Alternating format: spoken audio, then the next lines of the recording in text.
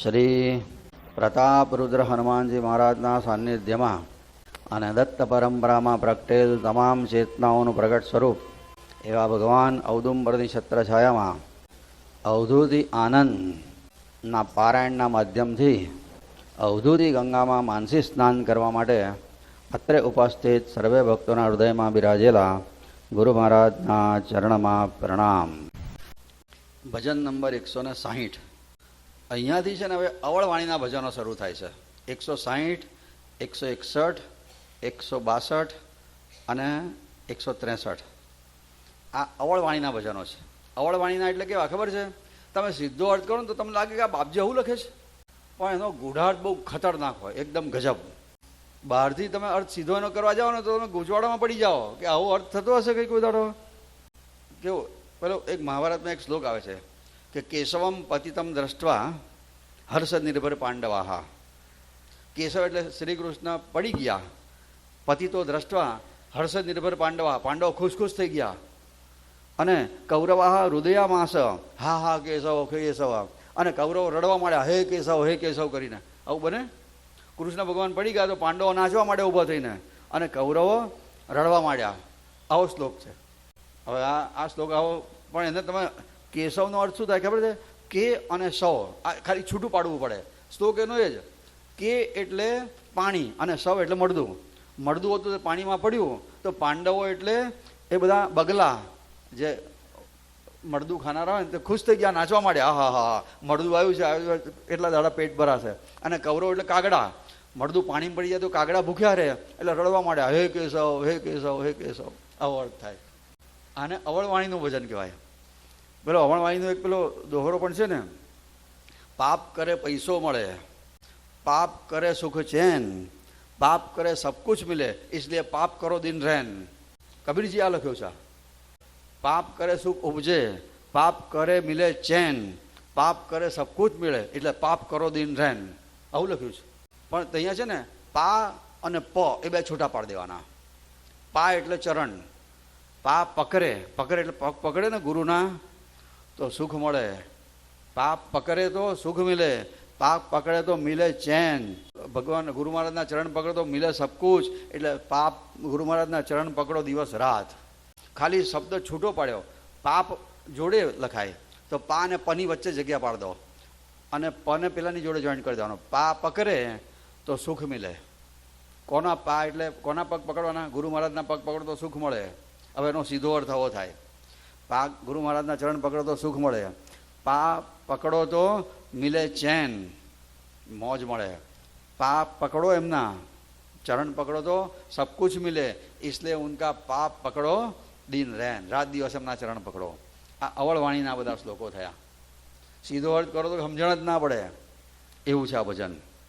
તો કે છે અજબ ખેલ જોયો, બાપજી કહે છે, અને એ ખેલ એવો જોયો કે જોતા જોતા ભાન ભૂલી ગયો. આ અજબ ખેલ કયો ખેલ? એટલે આત્માનો જોયો, આત્માનો ખેલ જોયો અને દેહ ભાન ભૂલી ગયો. તો અહીંયા આગળ કહે છે કે અને બીજો દેખી રોયો રે, અને જોયો તે તો જોવું ભૂલ્યો. જેણે આ જોયું, આત્માને જોયો, એ આખી દુનિયાને ભૂલી જાય. પછી એને દુનિયા સાથે કોઈ લેવા દેવા જ ના રહે. એને જેણે આત્મદર્શન કર્યું એ બીજું બધું જોવાનું ભૂલી જાય. એનો અર્થ એવો થાય, જોયો તે તો જોવું ભૂલ્યો, એનો અર્થ આવો. બીજું બધું જોવાનું ભૂલી ગયો એ. બીજો દેખી રોયો રે, બીજો દેખી રોયો એટલે આ ખેલ જેણે જોયો આત્મજ્ઞાનીને, એ આત્મજ્ઞાનની તક ચૂક્યો અને એવું જાણીને પસ્તાય. બીજો દેખી રોયો, બીજા જોયું કે આનું તો આત્મજ્ઞાન થઈ ગયું, એટલે જેને આત્મજ્ઞાન નથી થયું તે રડવા બેઠો અને રોતા રોતા ભેદ ખુલ્યો. પણ એને જ્યારે પછી થયું કે મારે આત્મજ્ઞાન જોયું, રડતા રડતા ભગવાનના માટે રડ્યો તો એને પણ આત્મજ્ઞાન થઈ ગયું, અને રોતા રોતા ભેદ ખુલ્યો, એને પછી એ મળી ગયું. આ તો કેવું છે ખબર છે? નિર્દય તરે અને દયાવંત ડૂબે. લો, નિર્દય હોય તો તરી જાય અને દયાળુ હોય તો ડૂબી જાય. નિર્દય એટલે કોણ? ઇન્દ્રિયો પર જે જુલમ કરે, દાદાગીરી કરે ઇન્દ્રિયોની જોડે, મન ઉપર એ તરે. ભવસાગરની પાર ઉતરવું હોય તો ઇન્દ્રિયો પર દમન કરવું પડે. અને જે ઇન્દ્રિયો જોડે બહુ દયાળુ થાય, રોજ હારું હારું ખવડાવે, હારું હારું સુખ ભોગવે, એ બધા ડૂબે ભવસાગરમાં. સાચો અરે અને વિજય જુઠ્ઠો. સાચો હારે એટલે શું? જે સાધના કરે એ સાચો, એ જ તરે, એ સંસારમાં હારે. અને સંસારમાં જેનો વિજય થાય એ જૂઠાનો સંસારમાં વિજય થાય. એટલે જે સાચો હારેનો અર્થ શું થાય? જે સાધના દ્વારા જગતને બ્રહ્મમય માને, બધામાં પોતાના આત્મતત્વને જુએ તે સાચો. અને આવો સાચો વ્યવહારમાં હારે, સંસારમાં હારી જાય. અને વિજય જુઠ્ઠો એટલે સંસારમાં જે સફળ થાય એ આત્મકલ્યાણમાં ચૂકી જાય. જે સંસારમાં જીતે તે ભગવાનના માર્ગે હારે. આનો અર્થ વિજય જુઠ્ઠો. અને માલ મલિદા ખાય. માલ મલિદા કોણ થાય? એ વિષયોના સુખ ભોગવ્યા કરે, એ ખોટા સુખો ભોગવ્યા કરે. મૂષક મીંદડી મારે. મૂષક એટલે ઉંદર બિલાડીને મારે. અને અજા દેખી સિંહ ડર્યો. અજા એટલે બકરીને જોઈને સિંહ ગભરાય. આ કેવી રીતના બને? મૂષક એટલે ઇન્દ્રિયો અને મીંદડી એટલે બુદ્ધિ, બિલાડી બુદ્ધિ. તો ઇન્દ્રિયોનું દમન કરવાથી બુદ્ધિ ઉપર ચડે, ઉર્ધ્વગામી બને, ભગવાન તરફ લઈ જાય એવું કહે છે. એટલે મૂષક મીંદડીને મારે એટલે ઇન્દ્રિયોને મારો ત્યારે આ બુદ્ધિ ઉપર ચડે ને, બુદ્ધિ ઉપર તરફ ચડે છે. એનો અર્થ એવો થયો. ઇન્દ્રિયોનું દમન કરવાથી બુદ્ધિ વિકાસ પામે. બુદ્ધિને જીતવા માટેની આ વાત છે. ઇન્દ્રિયો બુદ્ધિને જીતી જાય, પણ ક્યારે?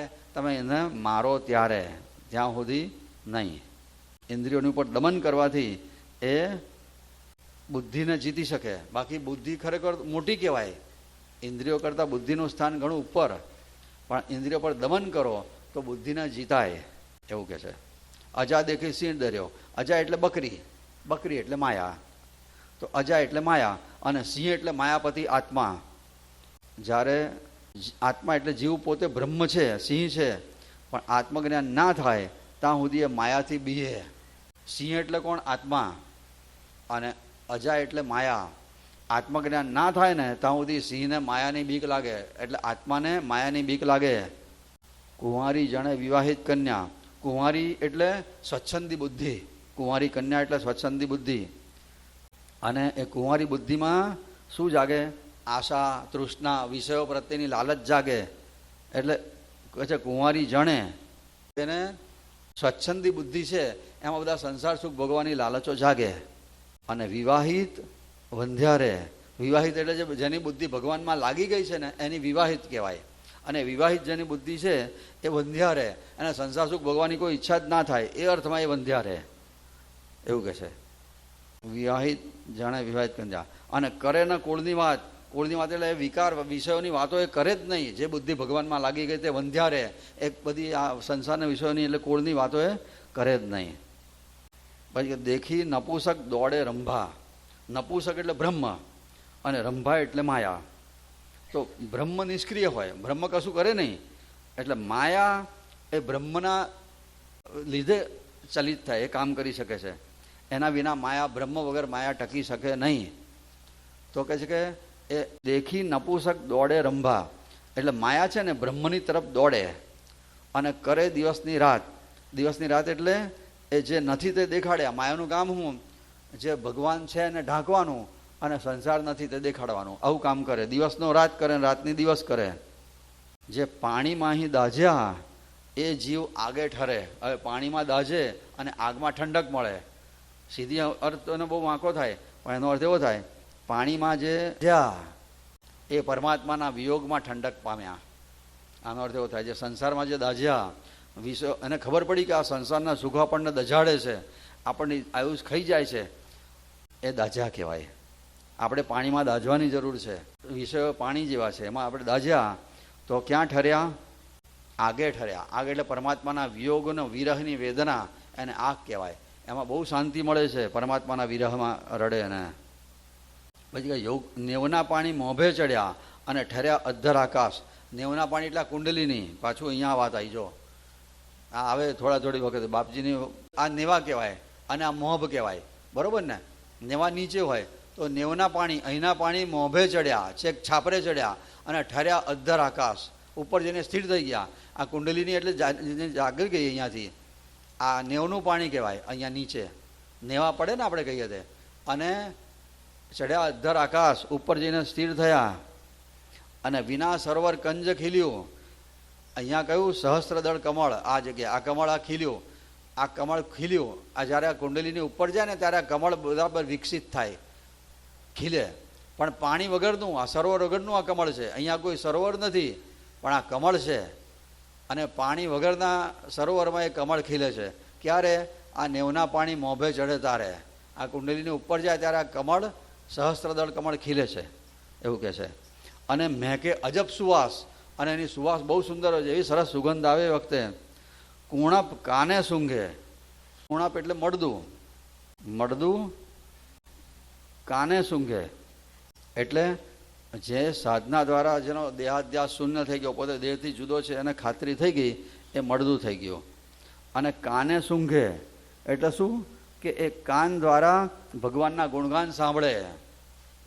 જે મળદાની જેમ જીવે છે એને ભગવાનના ગુણગાન સાંભળવામાં મજા આવે. કાનથી સૂંઘાય, અહીંયા કહે કાનથી સૂંઘે એટલે શું છે? આવો યોગી શાસ્ત્રોના સારને કાનથી સાંભળે માટે કહેવાય કાને સૂંઘે. ફૂલોનો સાર છે સુગંધ, મોટે ભાગે કાન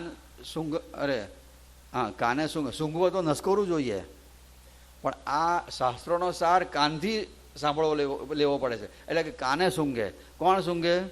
જે કુણપ, કુણપ એટલે મળદું, જેણે દેહાધ્યાસ શૂન્ય થઈ ગયો, સ્ત્રી શું પુરુષ શું એ ભાવ ખલાસ થઈ ગયો, એ મળદા જેવો થઈ ગયો કહેવાય. અને એવો મળદો થયેલો શાસ્ત્રોના સારને કાનથી સાંભળે છે એટલે કે કાને સૂંઘે. ચાંદે આખો રાહુ ગળ્યો, ચંદ્ર એટલે આત્મજ્ઞાન અને રાહુ એટલે માયા, અજ્ઞાન. તો કહે છે કે આવું થાય ત્યારે અજ્ઞાનને આત્મજ્ઞાન ખાઈ જાય છે. એટલે ચંદ્ર રાહુને ગળે. બાકી જ્યારે ગ્રહણ થાય ને ત્યારે ચંદ્રને રાહુ ગળી જાય છે, એવું કહેવાય છે. ચંદ્ર ગ્રહણ થાય ને ત્યારે ચંદ્રને રાહુ ગળી જાય છે, પણ અહીંયા નથી, ઊંધું થાય છે. આત્મજ્ઞાન થાય ત્યારે અજ્ઞાનને એ ગળી જાય છે. ચંદ્ર આખા રાહુને ગળી જાય છે. ફૂટ્યા નેન તે જુએ તમાશા, આંખો જેને ફૂટી ગઈ ને એને તમાશો જોવા મળે. આંખો ફૂટી ગઈ એટલે શું? અંતર્મુખ થયા, આંખોથી આંખ બંધ કરીને જાણે જોવાની કોશિશ કરી ને તેની આંખો ફૂટી ગઈ કહેવાય. એને સાચો તમાશો જોવા મળે. અને સુએના દિન કે રહે, પછી એ તમાશો એટલો સરસ હોય ને અને રાત્રે કે દિવસે ઊંઘવાનું મન જ ના થાય. અને દેખાને હારો પડે ખાડમાં, અને આ બધું જે ખાલી ખાલી જોયા કરે, કંઈ અંદર ડૂબકી જ ના મારે ને, એ બધા ખાડામાં પડે. કુલટા મારેલા. અને પછી કુલટા એટલે વ્યભિચારી કરનારી સ્ત્રી, એ માયા, એ ઇન્દ્રિયોને ભ્રમિત કરે અને વિષયો તરફ ખેંચી જાય અને એ રીતે એની લાજ ખાય. જોતા મંદરું લાજે રે એટલે જેની દ્રષ્ટિ બ્રહ્મમય થઈ ગઈ છે એ બધામાં પોતાને જોતો હોય અને એને સંસારમાં પડેલાને જોઈને દયા આવે, શરમાય કે આ બધા સંસારમાં હું પડ્યા છે. એટલે જોતા મંદરું લાજે રે એનો અર્થ એવો થાય. અને રંગ પોતે સબર ભર્યો એટલે આત્મા જ બધે વ્યાપક છે એની એને ખાતરી થાય. આ કોને થઈ? જેણે અજબ ખેલ જોયો તેણે, આત્મજ્ઞાન જેણે પ્રાપ્ત કર્યું એની આ વાત છે. આમાં ભજન અઘરું છે. અજબ ખેલ જોયો રે, જોયો તે તો જોવું ભૂલ્યો. અજબ ખેલ જોયો રે, જોયો તે તો જોવું ભૂલ્યો. બીજો દેખી રોયો રે, રોતા રોતા ભેદ ખુલ્યો. બીજો દેખી રોયો રે, રોતા રોતા ભેદ ખુલ્યો. દયાવંત ડૂબે આ ભવસાગર માય, નિર્દય કરે દયાવંત ડૂબે આ ભવસાગર માય. સાચો હારે વિજય જૂઠો માલ મલી દખાય. સાચો હરે વિજય જૂઠો માલ મલી દખાય. મૂષક મીંદડી મારે રે, અજા દેખી સિંહડ્યો. મૂષક મીંદડી મારે રે, અજા દેખી સિંહ ડર્યો.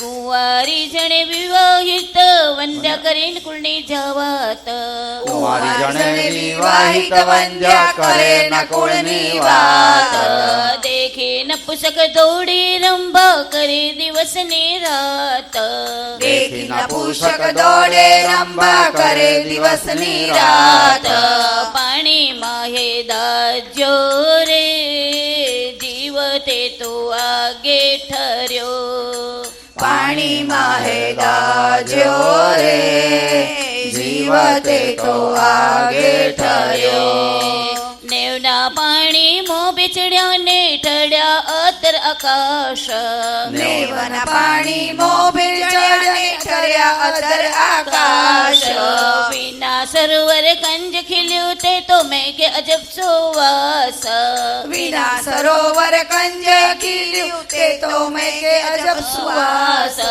પૂર્ણ પકાને સૂંગે રે ચાંદે આખું રાહુ ગળ્યો કુણ પકાને સોંગે રે ચાંદ આખો રાહુ ગળ્યો ફૂટ્યા ને નતે જુએ તમાશો સુએ ન દિન કે રાત ઉઠ્યા ને તે જુએ તમાશો સુએ ન દિન કે રાત દેખન હારો પડી ખાડમાં કુલટા મારે લાત દેખન હારો પડે ખાડમાં કુલટા મારે લાત જોતા મનડું લાજે રે રંગ પોતે સભર ભર્યો જોતા મનડું લાજે રે રંગ પોતે સભર ભર્યો અજબ ખેલ જોયો રે જોયો તે તો જોવો